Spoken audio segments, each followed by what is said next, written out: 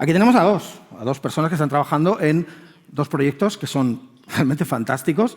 A mí cuando me llaman y dicen, oye, ¿quieres moderar una mesa en el Círculo de Bellas Artes? Digo, hombre, qué guay. Dice, yo es que tengo un caché altísimo, cobro muchísimos millones de euros. Dice, bueno, es que es sobre pensamiento catedral y los proyectos son este y este. Digo, pues entonces voy, nada, me pagáis un café y me vale.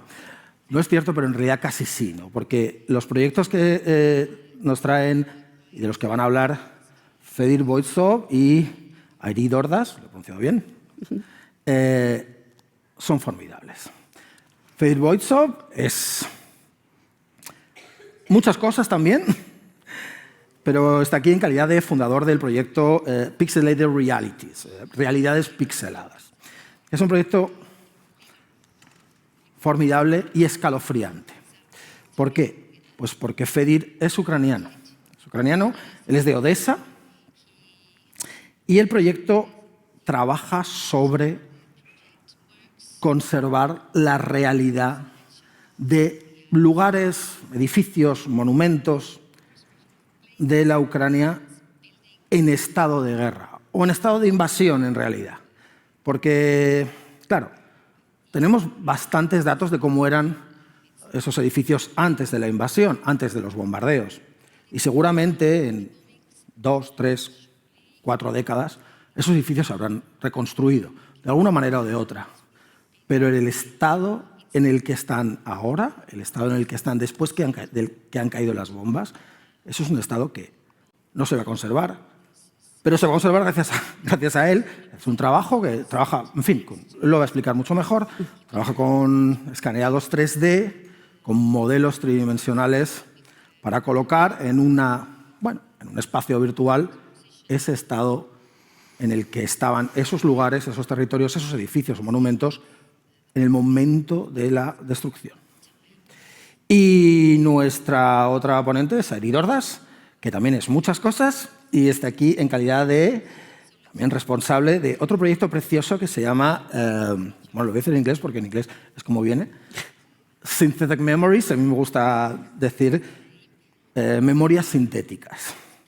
Es un proyecto que trabaja con inteligencia artificial generativa y también nos va a hablar, creo, un poco de ciertas controversias que hay al respecto del uso de la inteligencia artificial generativa, pero que el enfoque que da ella es catedralicio y es muy bonito.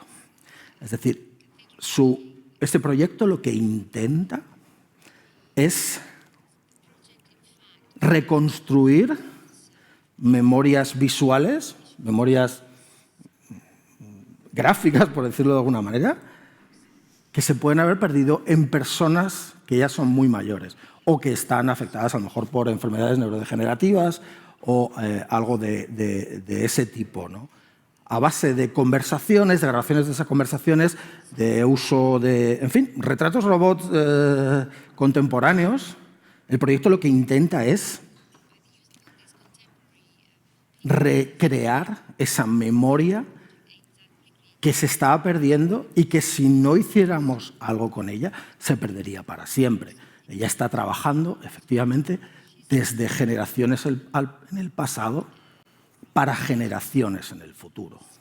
En ambos casos son ejemplos muy, muy, muy bonitos de lo que es, efectivamente, ese pensamiento catedral. Son catedralicios por la monumentalidad de la ambición de hacerlos. Estamos hablando de personas que están pensando en estar en el lado muy bueno de la posteridad. Y por eso, por eso los han invitado a ellos, por eso cuando me dijeron que iba a presentarles y vi sus proyectos, dije, estaré encantado de estar aquí. Así que vamos a empezar con Airi, que nos va a contar un poquito su proyecto, el tiempo que ella necesite, luego seguirá Fedir. Y al final, si tenemos un rato y queréis, tendremos posibilidad de hacer algunas preguntas. Airi, por favor. Muchas gracias, Pedro. Buenas tardes a todos y a todas. Gracias a la gente pública por habernos invitado. Es que Pedro ya lo ha contado muy bien, lo que es el proyecto de memorias sintéticas, pero yo le voy a poner alguna imagen que siempre ayuda y a contaros un poquito más en profundidad lo que estamos haciendo. Siempre me gusta empezar las presentaciones de memorias sintéticas con esta imagen y con una pregunta que os lanzo a vosotros también. ¿Cuál es la primera memoria que os viene a la cabeza de vuestra vida, ¿no? ¿Cuál es como el primer recuerdo que tenéis? Con esta pregunta empezamos la mayoría de entrevistas que hacemos con las personas que vienen a reconstruir memorias en el paraguas de la iniciativa de memorias sintéticas, que como veréis pues tiene como varios ámbitos de aplicación. Esta pregunta es la que también le hicimos a Carmen. Carmen fue una de las primeras personas con la que pudimos testear esta nueva metodología que estábamos como experimentando hace más de 2 años en nuestra oficina. Y Carmen nos ayudó a acabar reconstruyendo esta memoria animada que veis en pantalla. Carmen, que es una mujer de 90 años, recordaba como una de sus primeras memorias cuando ella tenía 7 años, alrededor de 7 años, y su madre, una vez al mes o así, intentaba alquilar un balcón que estaba delante de la prisión Modelo de Barcelona. No sé si sabéis, en Barcelona tenemos una prisión aún, bueno, que está cerrada ahora, pero que está en el centro de la ciudad. En ese momento, que eran los años 40-50, el padre de Carmen estaba allí preso a raíz de la guerra civil, y lo que hacía la madre de Carmen era eso, ¿no? Alquilar este balcón para que una vez al mes sus 2 hijas pudieran estar en ese balcón y ver a su padre, porque desde el balcón se veía el patio de la prisión, ¿no? Y cuando le preguntamos a Carmen cuál es tu primer recuerdo, nos explicó esta historia, que como veis es una historia como bastante potente, y obviamente le preguntamos, Carmen, ¿tienes alguna imagen de ese momento? Y nos dijo no. Y decimos, ¿te gustaría tener una imagen de ese momento? Y nos dijo sí. Y nada, como llevamos un tiempo experimentando con las herramientas de inteligencia artificial generativa, acabamos construyendo esta imagen que hasta ese momento no estaba creada, ¿no? No había una foto, no había ningún tipo de documentación sobre ese momento que Carmen estaba describiendo.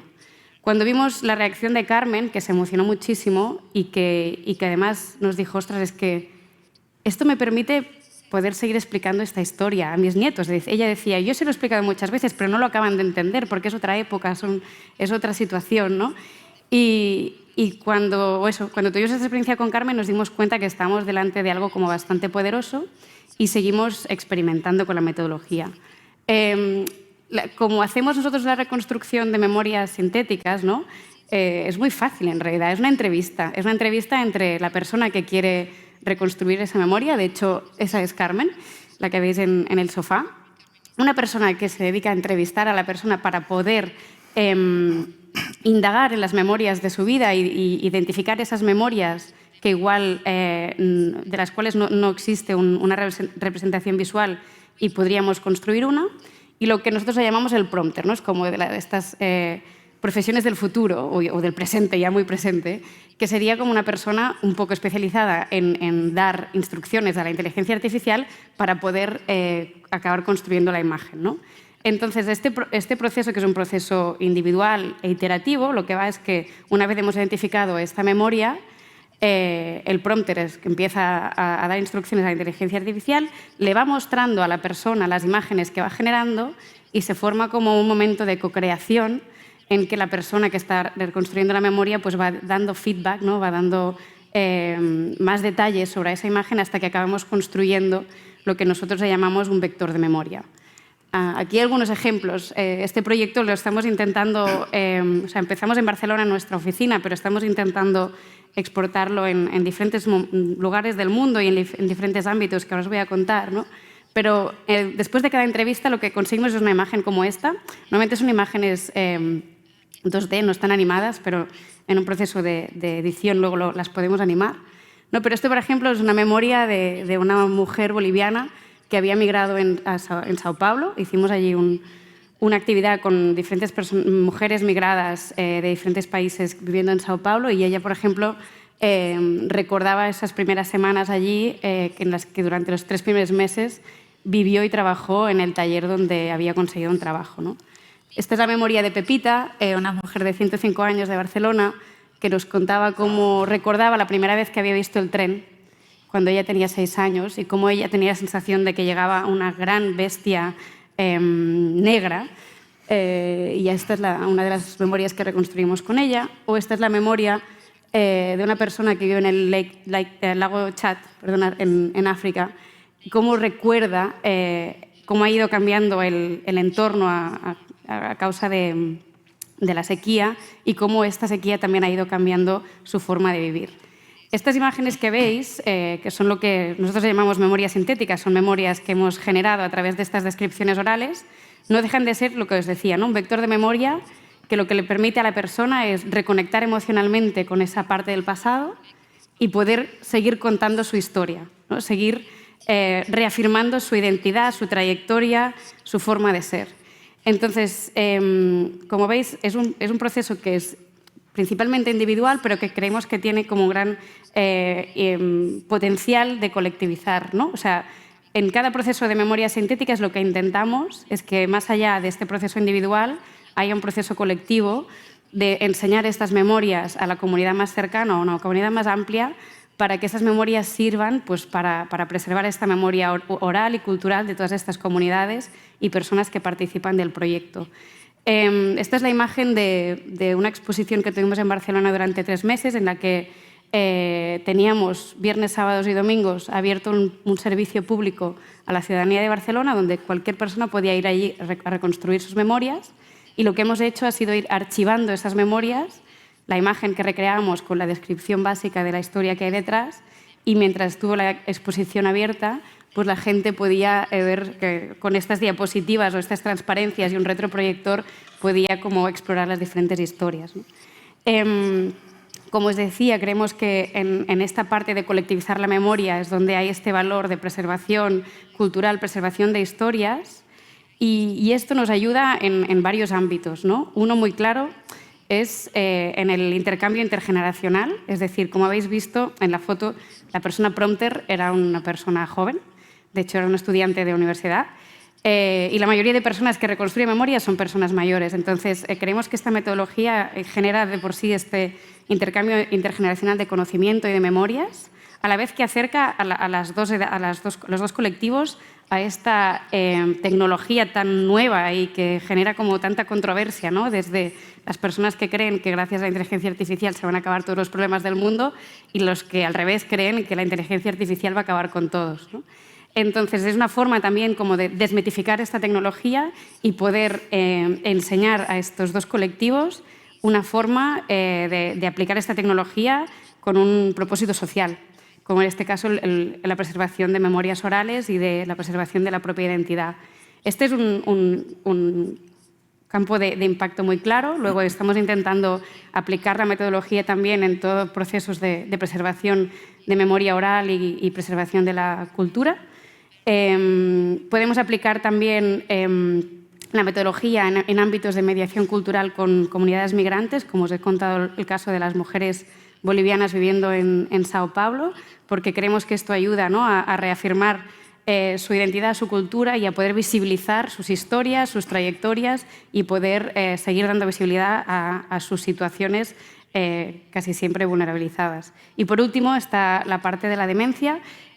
Como sabéis, la demencia es una enfermedad que lo que hace es atacar a la memoria, y desde hace años existe una terapia que se trabaja con pacientes con demencia, que se llama terapia de reminiscencia, que simplemente lo que hace es enseñar a las personas que sufren de esta enfermedad objetos, fotos, música antiguas, para que ellos puedan seguir como entrenando esa memoria residual que les queda, que justamente la última que les queda es la de la infancia, y estamos intentando ver pues, cómo memorias sintéticas puede ayudar también en este ámbito de esta terapia que ya existe.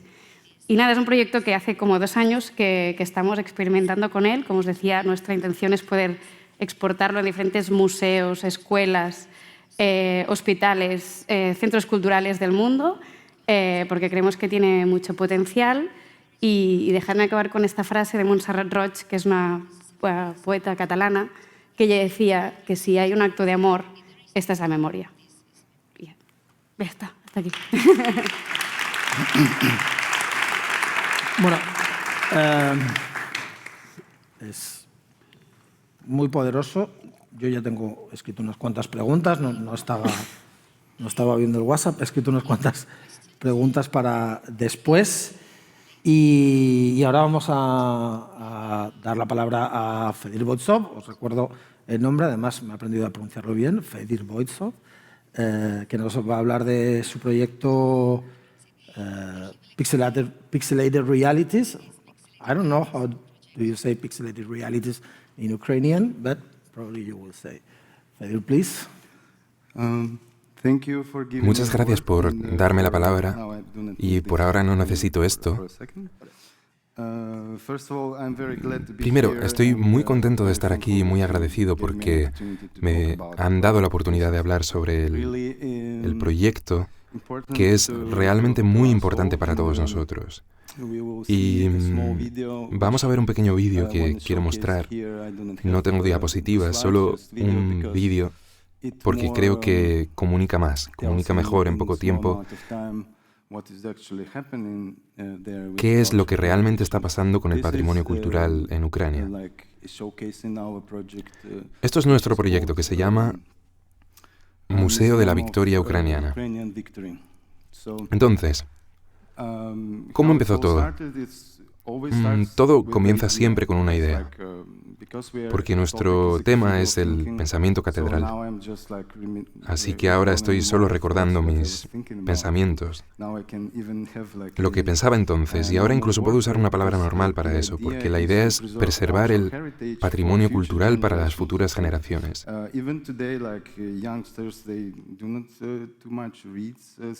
Así que, ya que hoy los jóvenes no leen muchos libros o prefieren consumir información en forma de videojuegos o contenido generado por ordenador,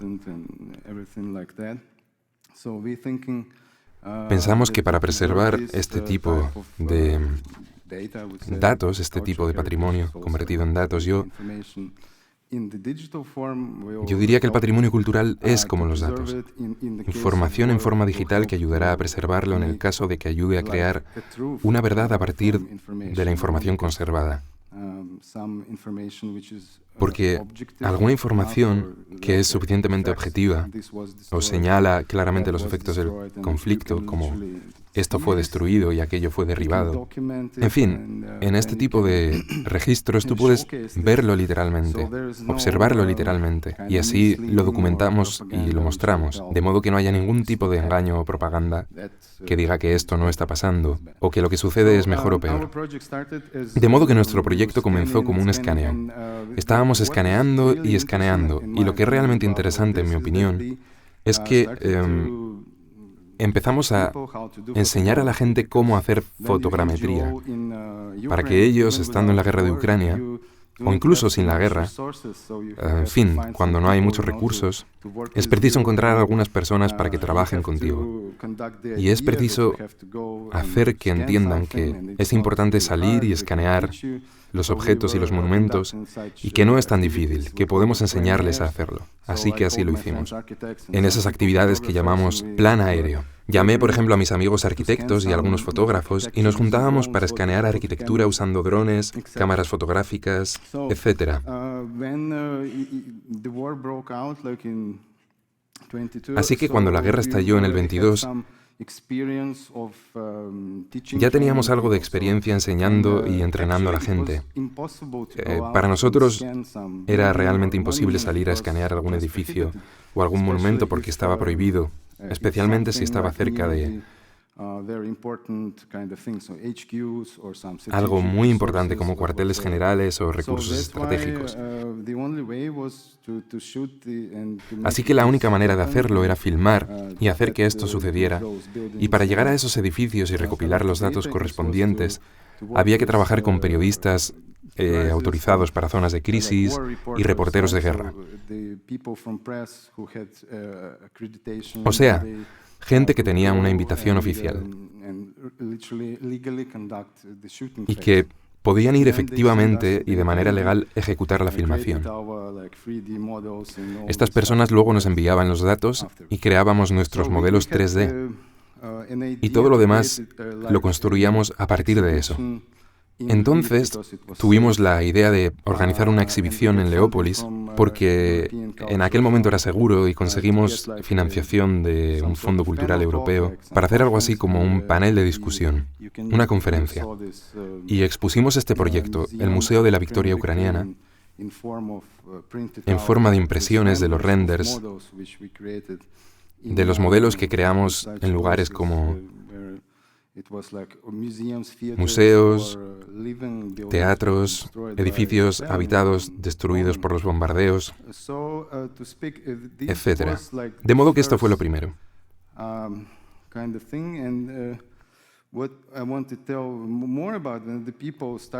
Y lo que quiero contar es que cuando la gente empezó a darse cuenta del patrimonio cultural que teníamos, por ejemplo, tenemos este monumento al duque de Richelieu, monumento que está en Odessa. A todos nos gusta ese monumento y la gente empezó a hacer voluntariado y a crear sacos de arena para cubrir la escultura, simplemente porque pensaban que ayudaría a proteger la escultura de los bombardeos.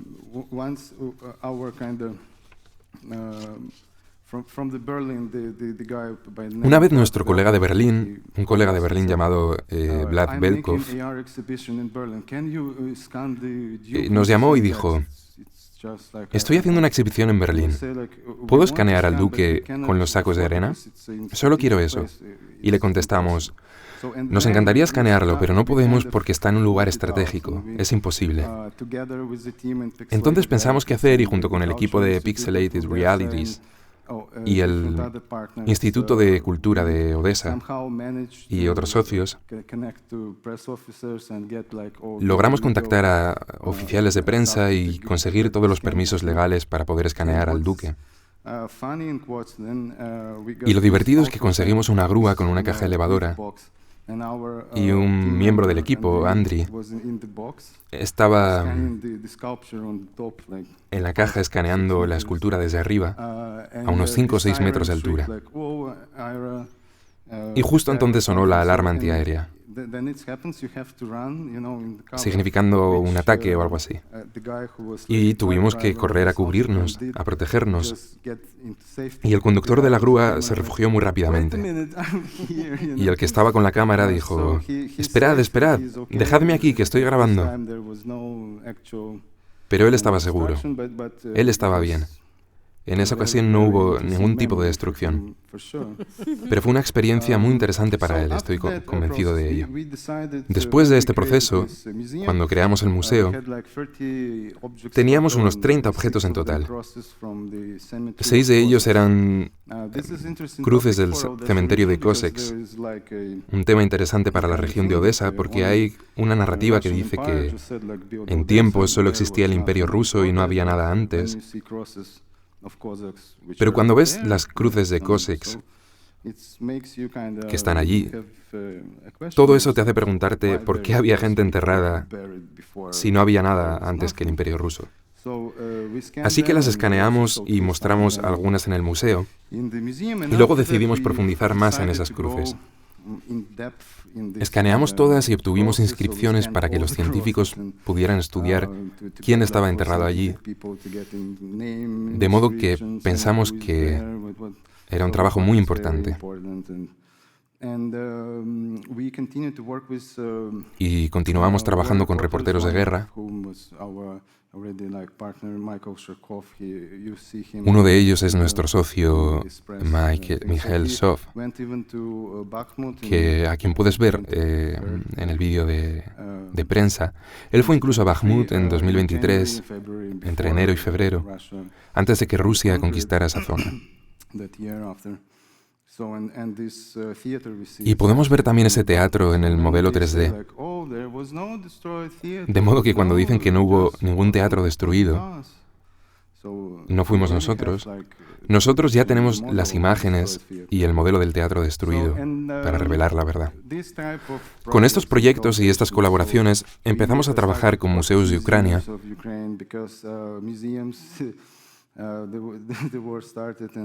porque la guerra empezó y los directores no sabían qué hacer. No había un listado de cosas por hacer, ni financiación para preservar, conservar o transportar las obras de arte.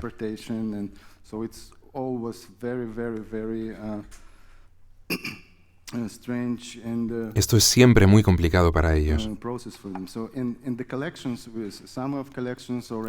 Y en algunas colecciones ya había piezas concretas, digamos, que fueron trasladadas de Ucrania a Rusia, y otras anteriores a la Unión Soviética, etc.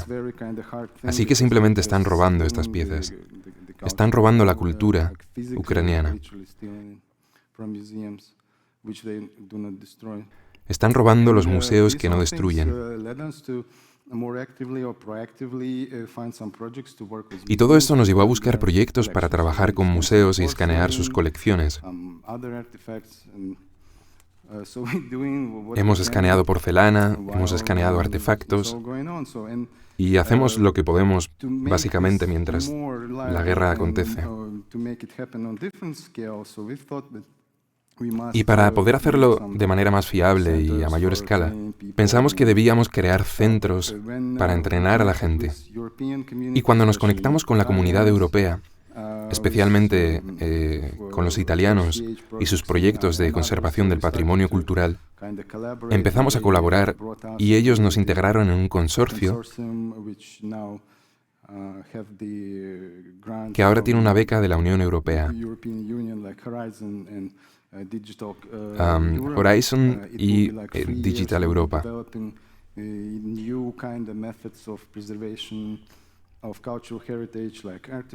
Un consorcio que se extenderá durante 3 años desarrollando nuevos métodos para preservar patrimonio cultural, como artefactos y edificios, con fotogrametría, escaneo 3D, etc. Y lo mejor es que ayudaremos a desarrollar la preservación del patrimonio cultural en peligro y que Ucrania está ya integrada en este proceso.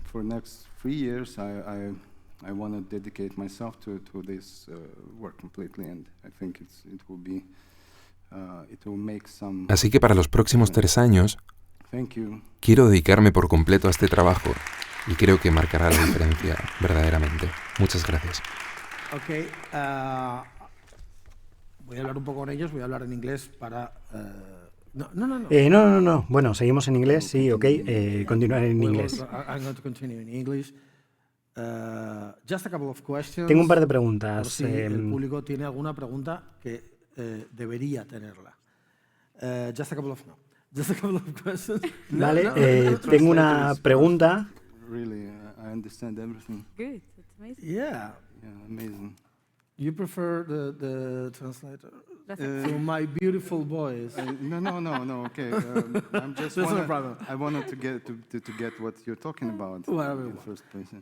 That's what. It was just a joke. I have a couple of questions. Okay. I have a question. Fedor has just. Fedor acaba de hablar sobre What are your sus fondos. ¿De dónde vienen sus fondos? ¿De dónde viene el dinero? the money? The money, where the money comes where from. Vale, ¿de dónde viene el dinero? As I It's mentioned, not a frivolous Bueno. question. sorry? It's not a frivolous Absolutely question. not, absolutely not. I really think it's important. Creo que es una pregunta muy importante So, as I mentioned before, this y is como a mencioné antes, este es un project proyecto that que we nosotras share mismas amongst us in our free time. iniciamos en nuestro tiempo libre en la oficina, tratando de encontrar una buena manera de usar la inteligencia artificial. Y una vez que nos dimos cuenta de que era algo viable, empezamos a buscar fondos para poder llegar a la gente y a los hogares y a los museos. Así que el primer proyecto totalmente financiado fue esta exhibición que tuvimos en Barcelona, y eso fue gracias a una subvención del Ayuntamiento de Barcelona. Y básicamente estamos intentando trabajar tanto con organizaciones públicas como privadas que quieran albergar una exposición o lo que llamamos un capítulo de memorias sintéticas para llegar a las comunidades. Así que trabajamos con museos que podrían tener fondos para albergar una exhibición de estas características y otras subvenciones. También solicitamos subvenciones europeas, como hace FEDER, o subvenciones españolas. Y luego tenemos algunas organizaciones privadas que se involucran en el proyecto o pagan por los servicios. Por ejemplo, empezaremos en breve un proyecto en Dubái que estará completamente financiado por su gobierno. Pregunto esto porque hay un problema cuando proyectos tan hermosos tienen que iniciarse en el tiempo libre de quienes los ejecutan.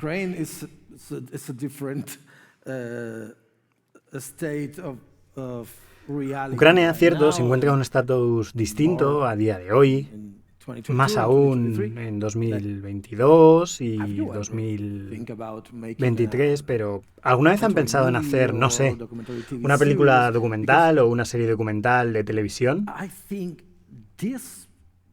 Porque creo que ambos proyectos necesitan ser difundidos y realmente difundidos en grande porque son muy poderosos.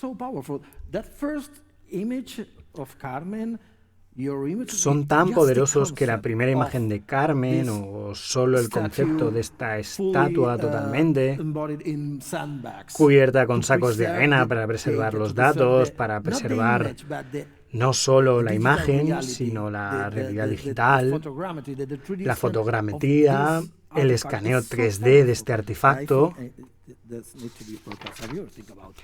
Es tan poderoso que creo que debería ser transmitido. ¿Alguna vez pensaron en este tipo de difusión? Quisiera hablar sobre esto último en términos de la guerra misma. Antes de la invasión a gran escala pensaba que la guerra era algo de caballeros, peleando con espadas de metal o algo así.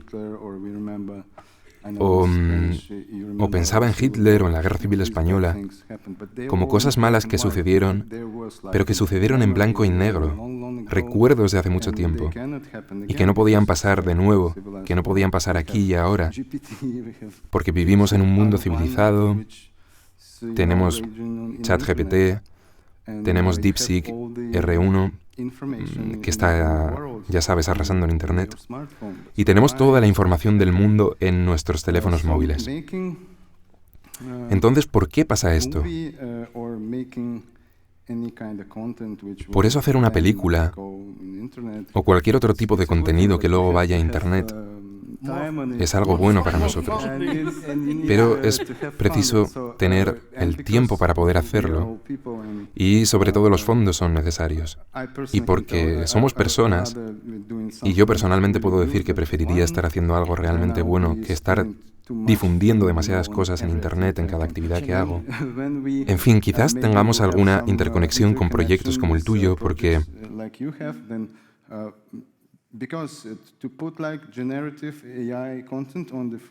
poner contenido generado por IA en los modelos 3D es algo que ya hemos hecho. Y creo que los juegos que ya existen no requieren motores para funcionar. Así que creo que habrá algún tipo de proyección generada por inteligencia artificial encima. De modo que estamos en camino de empoderar a la gente para que realmente reconstruyan su memoria sobre esos lugares y compartan, por ejemplo, estas cosas, estas imágenes, especialmente porque empezaron a hablar de la situación y de la guerra y del estrés postraumático que tienen las personas.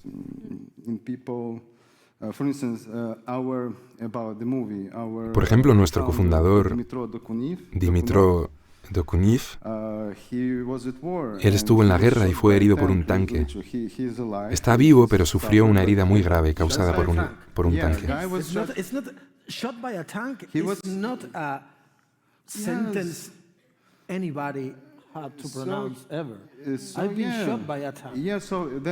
Sí, así que alguien dijo, sí, Dima, ¿te acuerdas de él? Ha sido herido por un tanque. ¿Y por qué? Pues estaba haciendo una película documental mientras duraba la guerra, porque simplemente era parte de nuestro equipo. Estábamos juntos empezando Pixelated Realities, y luego él fue a la guerra. La verdad es que no sé si terminó la película, pero sé que tiene una iniciativa. y está construyendo un centro de retiro para tratar el síndrome de estrés postraumático en algún lugar de Ucrania. Así que tal vez, después de crear este centro, él hará la película. Sí, creo que tendremos noticias sobre su película si la lanza en nuestro sitio web. Tengo otra pregunta porque ambos proyectos son muy poderosos y emocionales. Es una pregunta bastante personal, pero What is the most, I don't know, heartwarming or overwhelming or emotional ¿cuál es el ejemplo más conmovedor o abrumador o emocional de su trabajo? Well, yeah. I think in our case, well, Carmen Sí, is the story that we explain en always nuestro because caso one of the creo first Carmen and es la also one historia of que the siempre most contamos porque es powerful una de ones. las primeras But, y también una de las más I poderosas. think every process of Pero diría que synthetic todos y cada uno de los memories, proyectos de makes me memorias goosebumps. sintéticas Still, like after todavía me ponen la piel de so- gallina, some time, you know? incluso después de tanto tiempo.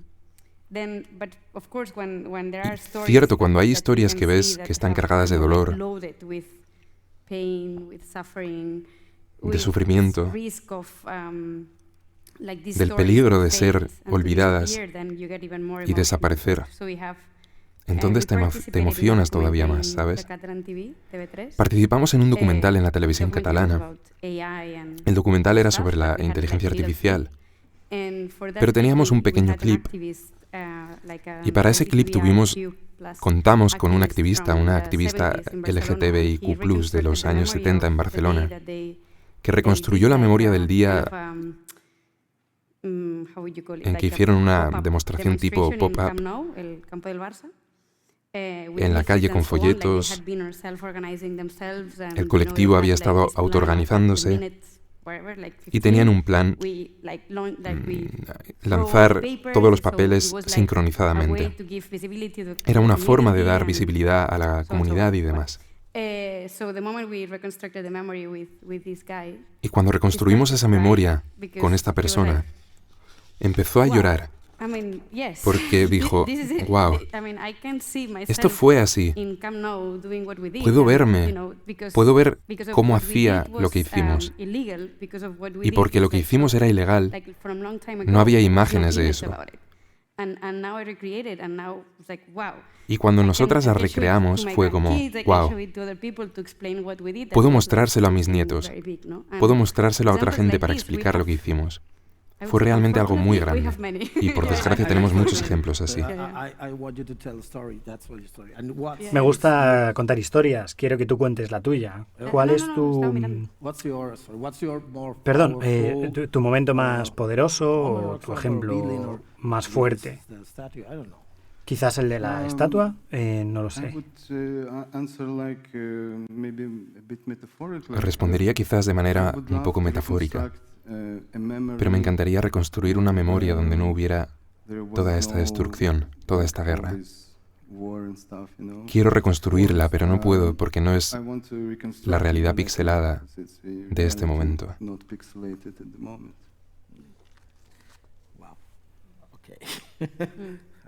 Wow, ok. ¿Cómo continúo ahora? Bueno, tengo otra pregunta. Quizás tiene alguna pregunta el uno para el otro. No sé.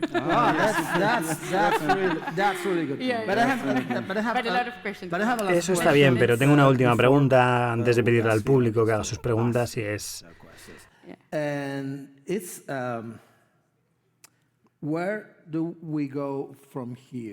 ¿A dónde vamos desde aquí?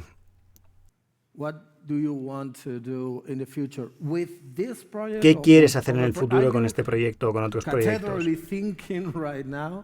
¿Estás pensando en Cater Galicia mente ahora o simplemente viendo qué pasa? Sé que esperas que la guerra termine, pero después... ¿Después qué?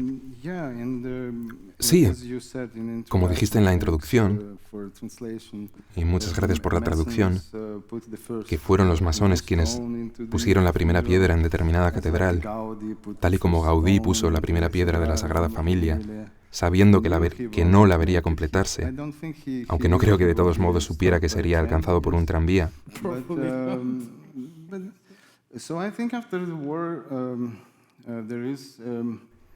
Creo que, como en estos casos, después de la guerra hay un nuevo significado. Así que la reconstrucción física es una parte y la consideración del trauma posbélico y la reconstrucción de la sociedad es otra. Así que no me siento capaz de cambiar algo a gran escala, porque lo que realmente creo que puedo hacer es lo que ya estoy haciendo de hecho. Generar estos datos. Enseñar a la gente a recopilarlos. Enseñar a la gente a hacer algo con eso. Creo, ciertamente, que el mundo está cambiando de manera constante y desglobalizándose. De modo que creo que nadie puede decir ni decidir qué pasará mañana. Así que intento enfocarme en lo que sé hacer bien y hacerlo a día de hoy.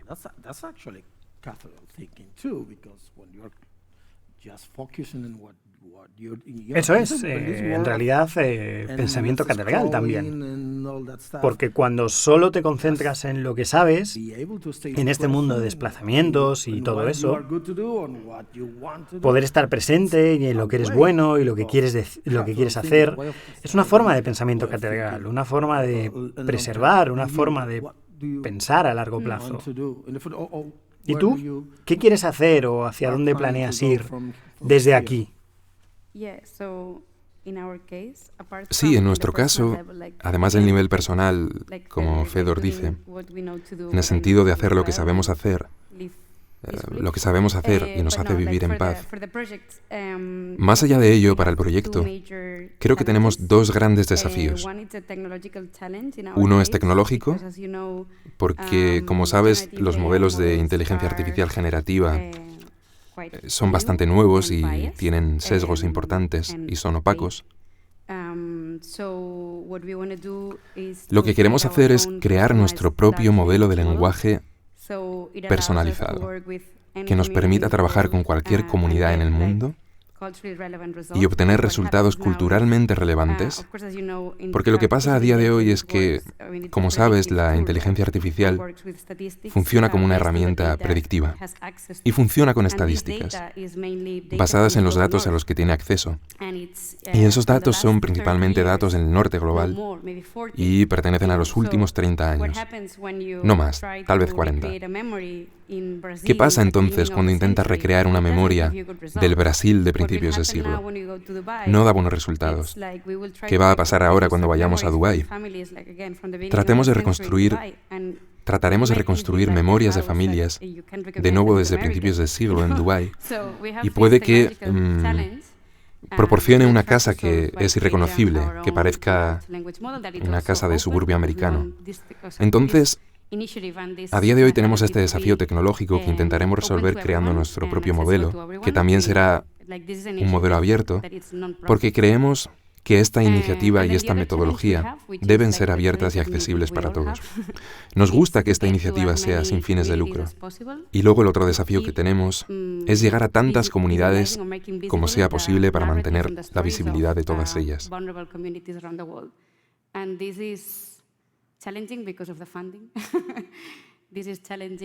Esto es muy difícil por la financiación, por la distancia y demás.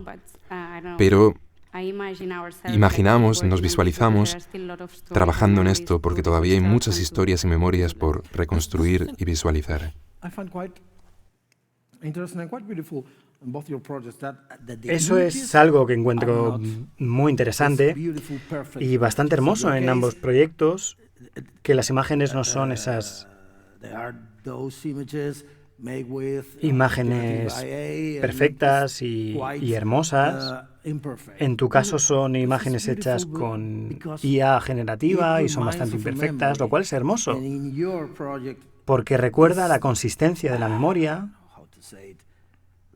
Y en tu proyecto esto, no sé cómo decirlo, como datos dilapidados, deteriorados, porque no son perfectos, no es una imagen perfecta, no es un modelo 3D perfecto, porque es un escaneo 3D.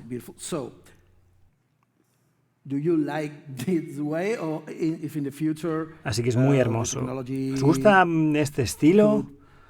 O si en el futuro la tecnología pudiera hacer imágenes más precisas, ¿les gustaría tener esas imágenes más precisas? No sé. Vale, voy a dar una respuesta bastante directa a esta pregunta, creo.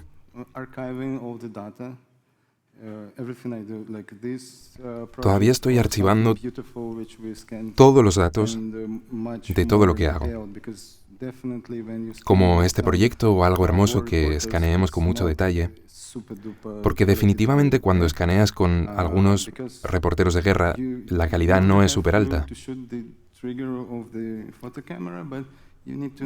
Se trata tan solo de apretar el botón de la cámara, pero es importante conocer también algo de matemáticas o haberlo hecho antes. Y a veces piensas simplemente, tengo un amigo que puede ir y registrar esto con su cámara. Entonces estoy archivando esto porque cuando empezamos en 2015 no había escaneo con Gauss-Spatting, por ejemplo. Ahora todos dicen Gauss-Spatting. Gauss-Spatting está en boca de todos. Y la situación es la misma, pero con un proceso diferente causado por el entorno. Así que podemos reutilizar los datos archivados y tener un nuevo tipo de calidad en el futuro. Pero en resumen, no sé qué traerán las nuevas inteligencias artificiales cuando se desarrollen de verdad.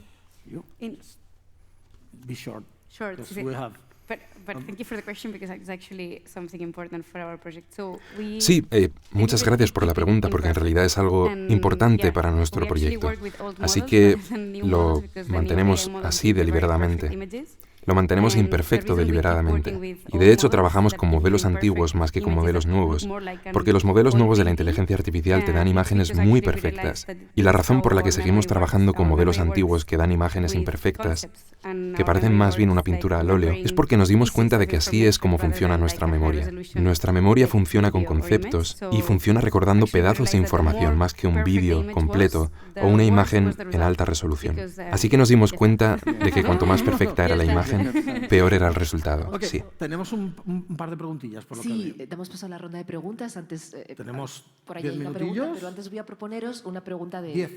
de las personas que están en el grupo online. Entonces, nos propone Sergio Muro, ¿cuáles son las cuestiones clave para aplicar el Cathedral Thinking en un proyecto cultural?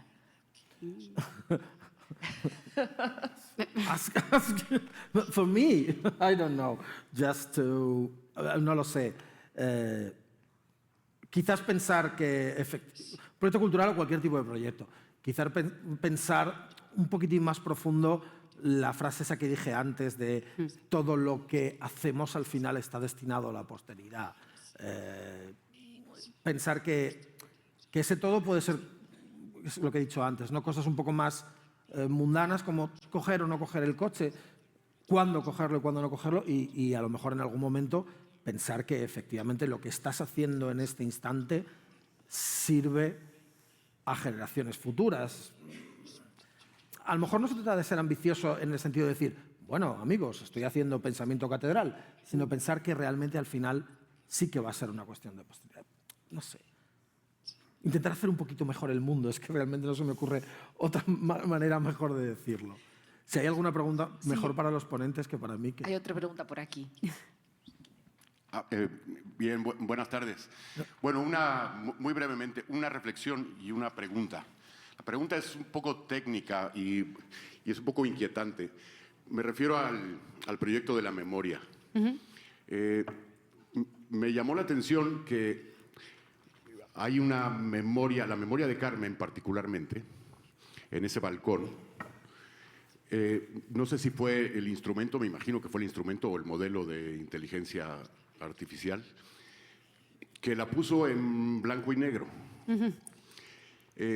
Yo creo que para todos los demás aquí que no estábamos vivos en 1940, bueno, pido disculpas si alguien sí lo estaba, pero bueno, alguien, a lo mejor alguien no estaba, pero los que no estábamos vivos en 1940 es bien probable que cualquier memoria o cualquier evocación que tengamos de 1940 sea en blanco y negro.